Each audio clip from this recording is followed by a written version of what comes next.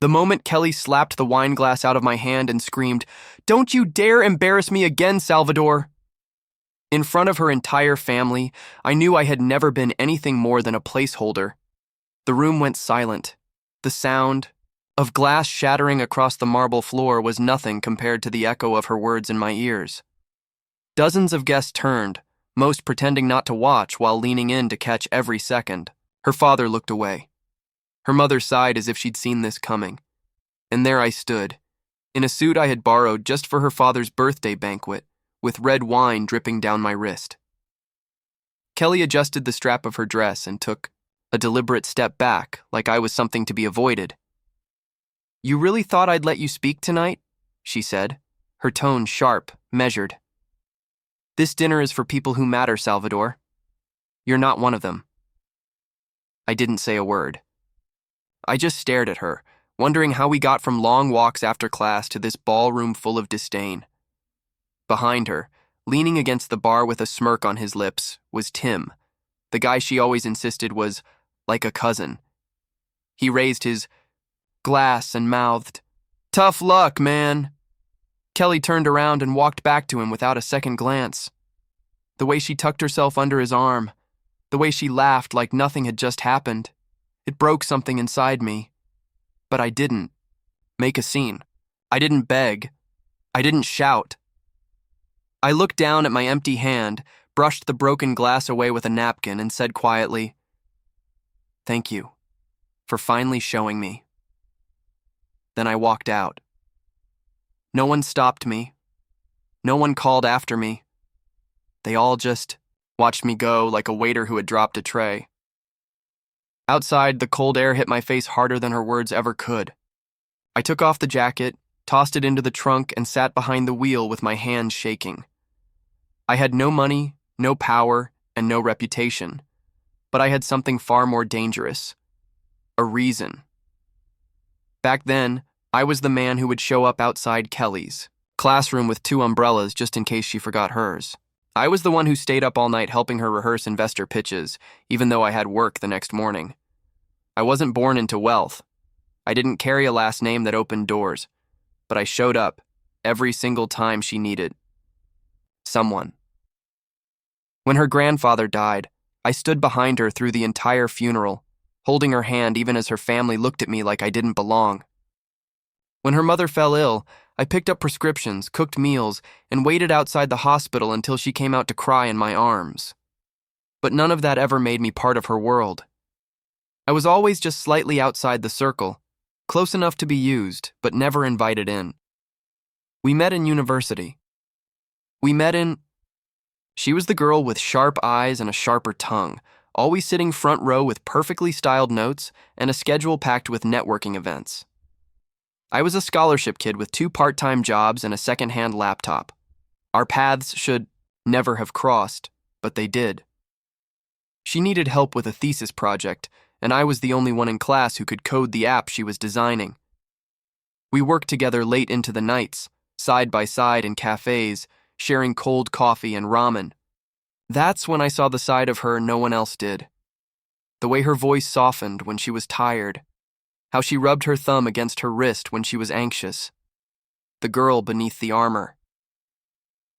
One night, after weeks of working together, she looked at me and asked, "Why do you try so hard, Salvador? You're not getting paid for this." I smiled and said, "Because I want you to succeed." She didn't reply, but that night she walked me home in the rain, even though it soaked her heels and ruined her blowout. That was our beginning. For a while, it felt real. When I held her hand at campus events, when she texted me just to say she missed me, when she asked me what kind of ring I'd want her to wear one day, I believed it all. But now I realize I was just something she clung to during the climb. A comfort, a crutch. The signs were always there, like how she never invited me to her family's summer estate, saying it was complicated.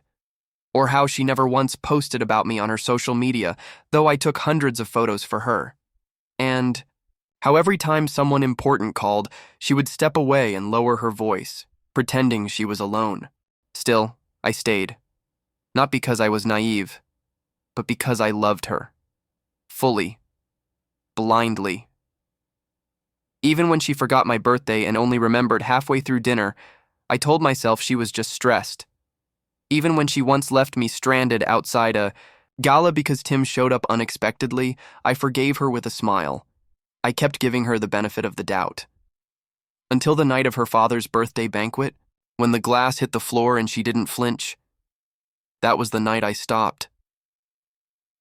Driving through the city, I passed the cafe where we once sat for hours building her pitch deck. It was closed now, windows dark, chairs stacked. Still, I parked across the street and just stared at it through the windshield. Memories can be the cruelest kind of ghosts. They don't scream. They just sit quietly beside you, reminding you what used to be. My phone buzzed beside me. An unknown number I almost didn't answer. But then I did. Salvador? A woman's voice, calm, steady, and unexpectedly familiar. It's Leanne. I blinked, confused. Leanne? Kelly's sister. We met once, at your graduation dinner. Of course, Leanne, the younger one, the one who had left for business. School overseas just as Kelly and I started dating. She had been different. While Kelly chased attention, Leanne always stayed quiet, observing. I heard what happened, she continued, her voice low. It's all over social media, the video, the wine. I said nothing. Then she added, I never liked how Kelly treated you. You were always the one giving, always the one standing in the shadows. I almost hung up. I didn't need pity, not now, but then she said something that stopped me cold. You don't have to fight this alone. If you're ready to stop being the man people overlook, call me back. And with that, she hung up. I sat in my car for nearly an hour, staring at that number on the screen. I wasn't sure what she meant. I didn't know what she wanted. But something about her voice, steady, unwavering, stayed in my mind. That night, I went home and packed everything Kelly ever gave me into a box. Photos. Cards, the tie she bought me when I landed my first job, the watch I wore to our anniversary dinner. I didn't throw them out. I didn't burn them either. I just locked them away. Not because I couldn't let go, but because I finally had. The next time I saw Kelly, she was on a yacht. Not just any yacht, Tim's. Branded in his family's name, draped in silver lighting, anchored off the coast of Coral Bay like it had parked itself on top of the world. I hadn't planned on being there. I didn't belong at luxury networking galas filled with billionaires, influencers, and trust fund heirs. But a friend of Leanne's, one of those rare people who knew the game but didn't play it, invited me as their +1 to the private event. You'll want to be there, Leanne had texted that morning. Just watch. I had my doubts, but I showed up. The yacht swayed gently under the moonlight. Music echoed off the open water. Glasses clinked. People smiled with rehearsed perfection. And there she was. Kelly. Leaning over the deck rail in a backless silver gown, her fingers laced with Tim's. Laughing like the world had always belonged to her. Like I had never existed. But I saw it. The flicker in her eyes when she spotted me. The way her laughter cut off mid-note. The way she stiffened in Tim's arms just slightly. Salvador? She said, as if my name tasted foreign. Tim turned around with a slow grin. Didn't think we'd see you here. What's the occasion? Bartending? I smiled. Just observing. Kelly forced a laugh. Well, you're certainly underdressed for observation. She looked at me like I was the past she'd already rewritten, erased, edited, forgotten. But she didn't know I wasn't here to win her back. I was here to witness the lie fall apart. Tim leaned closer, voice low. You really should leave, man. Some circles aren't meant for everyone. I raised an eyebrow. Is that what you told her? Before or after you replaced me? Kelly shot him a warning look, but it was too late. That's when I saw it. The crack. The way she didn't hold Tim's gaze. The way her shoulders dropped when she thought no one noticed. The way she sipped her drink like it was an escape. The party moved on, but I didn't. Later that night, I caught her alone by the bar as the crowd drifted to the dance floor. "You don't look happy," I said. She flinched. "What do you want, Salvador?" "An answer," I said quietly. "When did you decide I wasn't enough?" She looked down, fiddling with the straw in her glass. "I didn't decide. I just realized. You don't understand what pressure feels like. My family expects someone who can keep up, someone who can protect our name." I leaned in slightly. "So you chose Tim?" She hesitated. "Tim has the right pedigree, the right connections, but not the right heart." She didn't respond, so I asked the question I had buried for months. "Was it always him?" Kelly didn't look at me. "The night I told you I had to work late, I was with him." I felt the floor tilt, not from the waves, but from her honesty. She had chosen him long before she told me she hadn't. I nodded slowly. "I gave you everything. I didn't ask you to." That hurt more than the lie ever did. I walked away without saying another word. Outside, the wind was picking up. Waves crashed harder against the yacht's hull. I pulled my coat tighter and made for the docks, but I didn't get far. Leanne was waiting by the car. "I saw the look in her eyes," she said, stepping closer. "She's still unsure." "I'm not," I replied. Leanne nodded. Then we moved forward. I looked at her, really looked. She wasn't like her sister. No makeup tonight, no pretense. Just clear eyes and a calm voice that didn't waver. "I need to know," I said. "Why are you helping me?" She didn't smile. "Because I know what it's like to be dismissed, and because some people need to be reminded what they lost." I didn't say anything. She opened the passenger door. "Get in. I have something to show you." We drove in silence until we pulled up outside a sleek high-rise downtown. She led me to the 18th floor, where a private meeting was being held. Inside, 4 men in tailored suits and 1 woman with steel gray hair turned to look at us. "Salvador," Leanne said, "these are my partners." I blinked. "Partners?" She smiled now, just a little. "We're acquiring Tim's company." I stared at her. She walked forward and handed one of the men a file. "And Salvador here? He owns the patent Tim's firm can't survive without." The room was dead silent. The woman in the gray suit raised an eyebrow. "Is that true?" I nodded once. In that moment, I understood everything. Leanne hadn't just been watching. She'd been planning. I couldn't sleep that night. Even after Leanne dropped me off, even after I showered and tried to shut the world out, my mind wouldn't. "Quiet down." I lay in bed staring at the ceiling, remembering everything Kelly said. "I didn't ask you to." It played in my head like a broken record. I wasn't angry anymore. That had burned out long ago. Now there was just this strange, heavy emptiness. Like everything I had believed in had been quietly dismantled while I stood there, too loyal to notice. What haunted me most wasn't that she had chosen someone else. It was how easily she discarded me. Not with guilt, not with struggle, but with complete detachment. Like I had simply expired.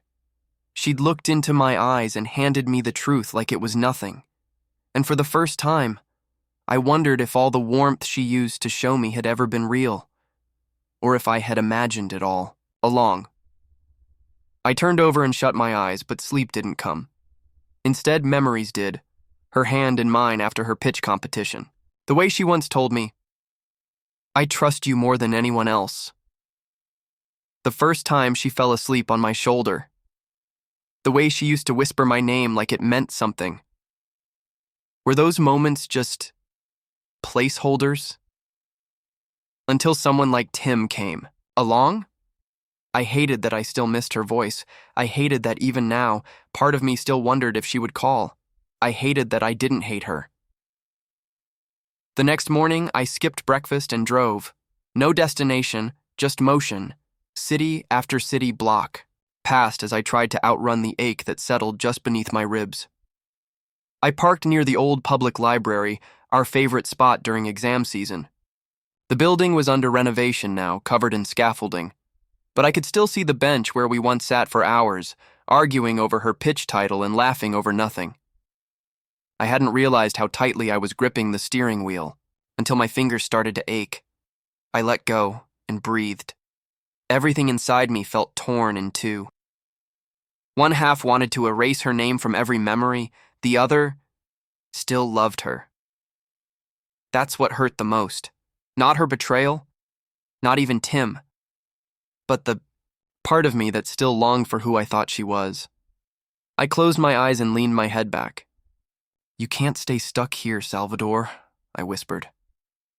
I thought of Leanne, her quiet confidence, the way she didn't offer pity, only clarity. She didn't look at me like a man broken. She looked at me like someone unfinished. My phone buzzed. Hesitated, then picked it up. It was a message from Kelly. "We need to talk. No punctuation, no warmth." I stared at it for a long time, then turned off the screen. An hour later, I found myself at Leanne's office. She didn't ask why I was there. She simply stood, handed me a cup of coffee, and said, "Rough night?" I nodded. Still thinking about her, I didn't answer. She studied me for a moment, then walked to her desk. Closure isn't something they give you, it's something you decide for yourself. I looked down at the floor. She sent me a message. Leanne paused. "And?" I didn't reply. Her voice softened. "Good." I looked up. "You really think I can move on?" Leanne tilted her head. "I don't think you have a choice. If you stay stuck in the version of yourself that she needed, weak, waiting, loyal to a fault, you'll keep bleeding for someone who never deserved your wounds." I swallowed hard. Then she added, "But if you let go of the man she used and become the man you were always meant to be, she'll never stop regretting it." I didn't know how to respond, so I just nodded. Before I left, she handed me a flash drive. Blueprints, financials, everything Tim's company will lose when we take that patent public. I stared at it. "You're not doing this out of revenge," she said. "You're doing it to rebuild. But if it hurts them on the way up, so be it." As I stepped out into the street, the cold air felt different, sharper, clearer. I looked at the drive in my hand and realized something. Kelly may have been my past, but she wasn't my story. Not anymore. The news broke 3 days later. Tim's company had just lost a government contract worth over $30 million, terminated overnight due to a technical licensing issue. But I knew the truth. It wasn't technical. It was deliberate.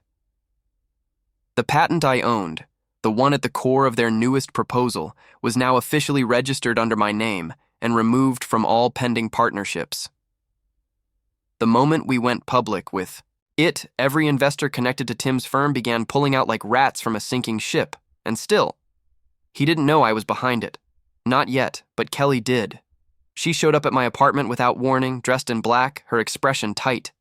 "You planned this?" she said, her voice low but shaking. "You knew what you were doing." I didn't flinch. "No, I just stopped being your stepping stone." She stepped inside, uninvited, like she still had that right. "You're destroying him." "No," I said. "He's destroying himself. I'm just not saving him." Her eyes flashed. "You really think this makes you better than him?" "No," I replied calmly. "It makes me free." For a moment, she stood there, lips parted like she was about to say something else. But then, she noticed the documents on my coffee table. Corporate forecasts, expansion charts, a new office blueprint with Leanne's name signed at the bottom. Her face fell.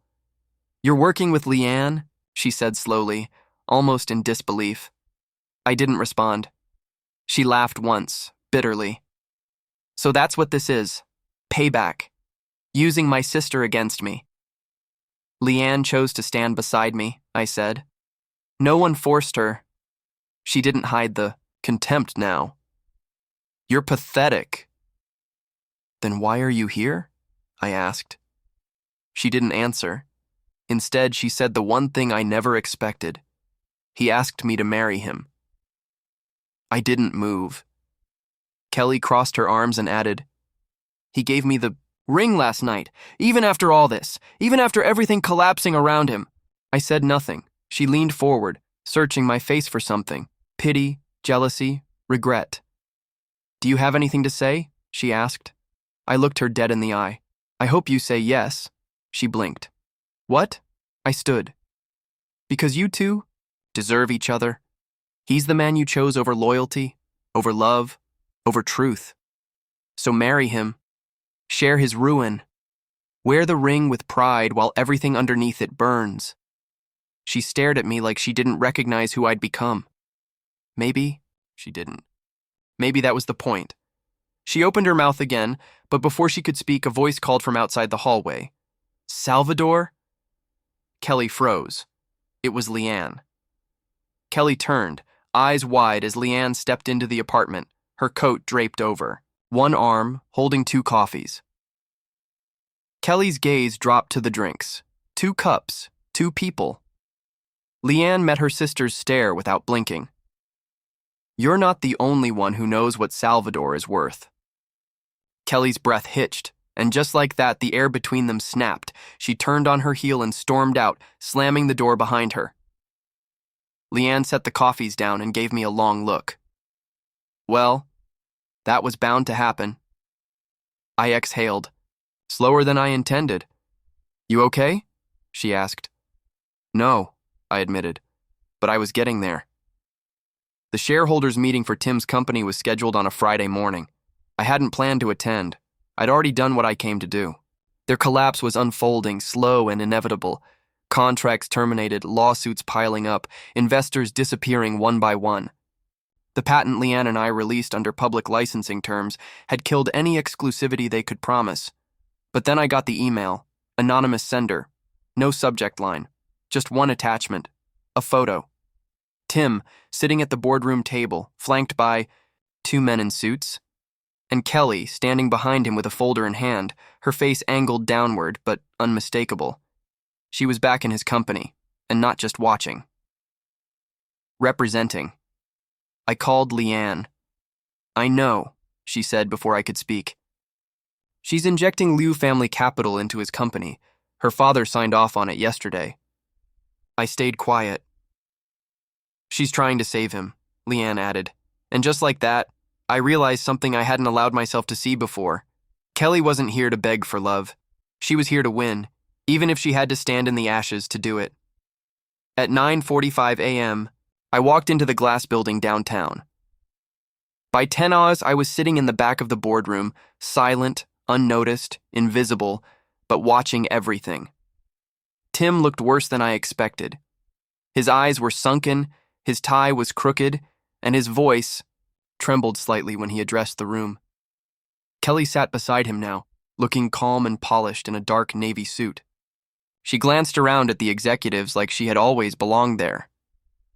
We believe this new proposal, Tim said, motioning toward the screen behind him, will stabilize operations and attract new backers. With support from the Liu Group and a strategic pivot, we'll be positioned to rebound within the quarter. Some nodded, some didn't. I watched silently as Kelly took the mic. In addition to capital injection, she said smoothly, we've secured a list of influencers and media partners willing to rehabilitate our public image. Her words stopped, mid-sentence, because I stood up, slowly. She locked eyes with me, and for a moment, nothing else in the room mattered. Sorry, I said. I didn't know this was a family affair. I'll wait outside. A few people chuckled awkwardly. Tim stood quickly, jaw tight. You have no right to be here. Actually, I said, reaching into my jacket, I do. I pulled out the legal envelope and handed it to the woman at the end of the table. My company just acquired the largest unpaid debt your firm defaulted on last week. That makes me your newest stakeholder.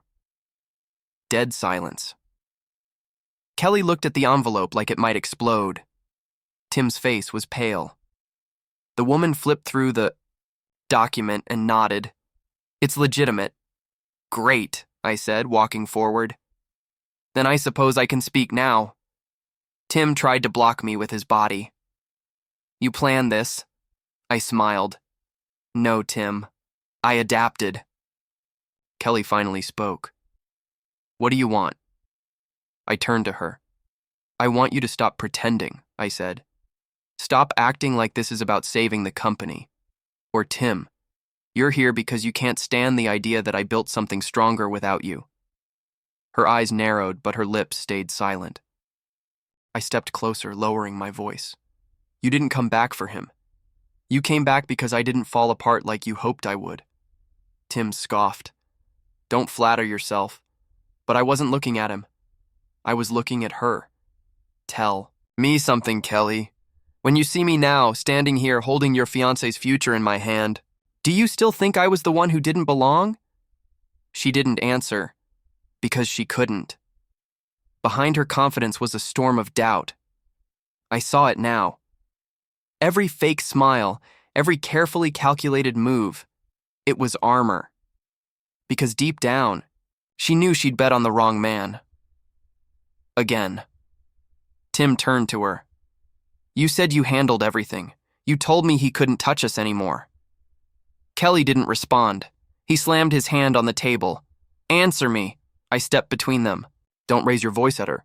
Not when I'm standing here. Tim went quiet.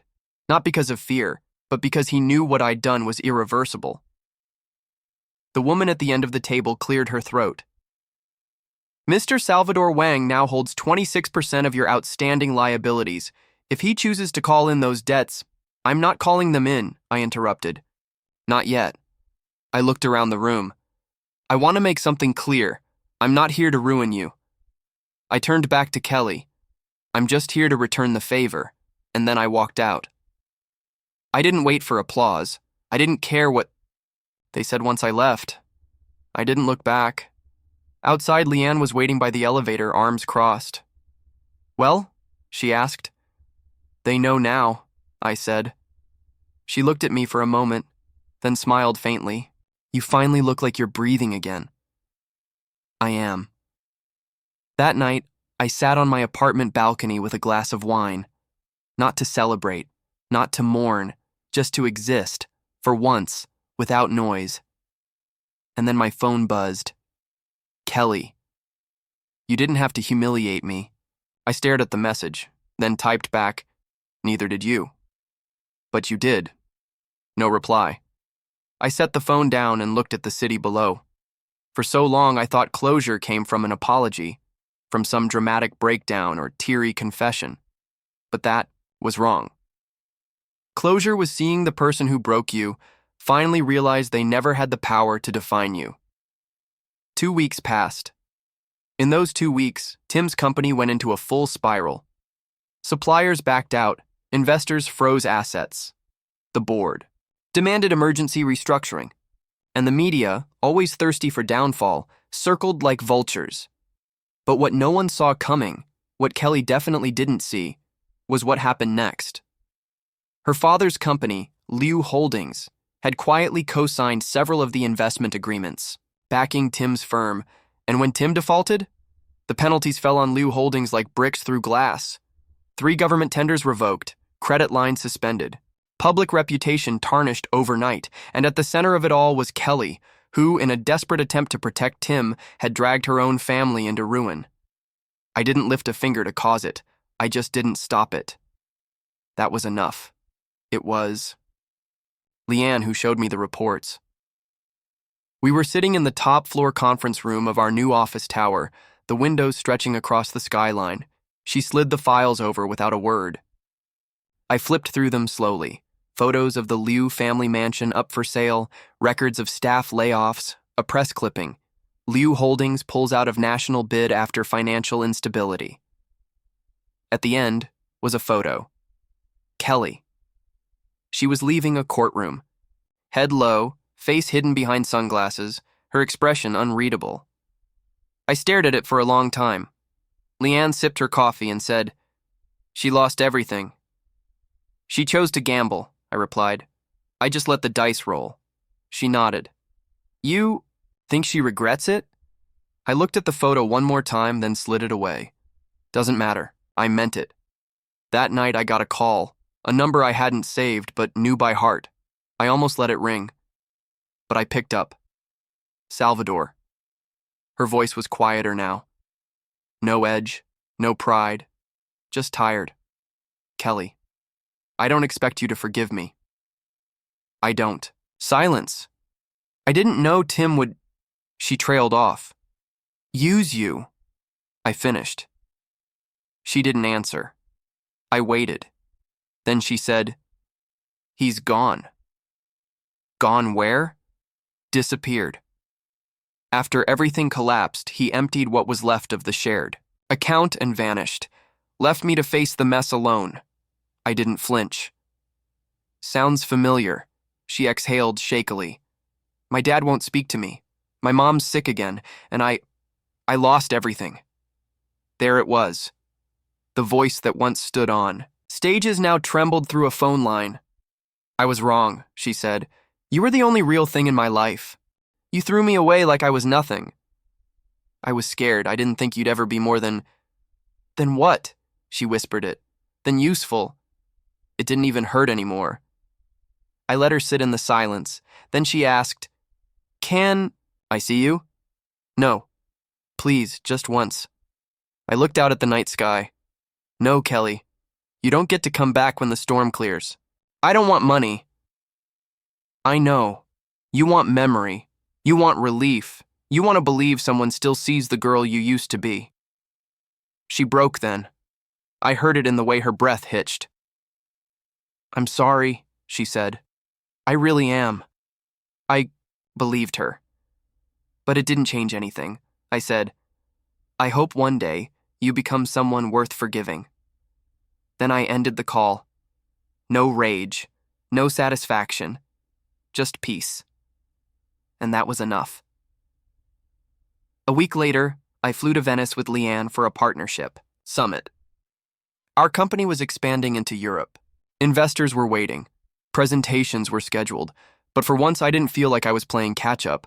I belonged. On the third night, Leanne stood beside me on the hotel balcony, watching the canal lights flicker across the water. Did it help? She asked. Did what help? Saying no. I thought about it. Saying no didn't heal me, I said. But it reminded me I could. She smiled faintly. You know, she said, when I first heard about you, I thought you were weak. I was. No. You were just holding on too tightly to people who didn't deserve your hands. She turned toward me, fully now. And what about now? I looked at her. At the woman who walked beside me when the world turned away. At the one who never asked me to prove myself because she already saw me. Now? I said. Now I only hold what holds back. Her smile widened. Then we're good. The next morning, we signed a 3-year expansion deal with one of Europe's most prestigious venture boards. The company name was printed in bold on the top of the contract, Wang and Naira Innovations. Leanne had renamed the company. Quietly, without telling me, I raised an eyebrow. You didn't ask me, she shrugged. Didn't think I needed to. I stared at the paper for a while, then signed it. When we stepped out into the sunlit plaza, a photographer snapped a photo for the business page. That image would appear on dozens of articles in the coming months. 2 people walking side by side, wind catching their hair, success behind their eyes. Not revenge, not pain, but victory. The quiet kind. The kind that needs no explanation. That was the day the world stopped, calling me her ex and started calling me what I'd always been, my own name.